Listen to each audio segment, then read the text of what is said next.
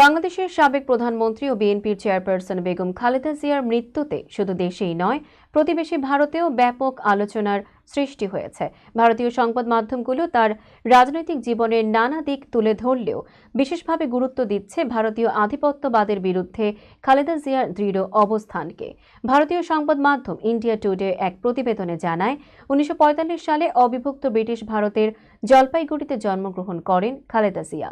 প্রতিবেদনটি দাবি করে, ভারতে জন্ম হলেও খালেদা জিয়ার রাজনৈতিক পরিচয়ের ভিত্তি গড়ে ওঠে ভারত বিরোধী বাঙালি জাতীয়তাবাদের ওপর।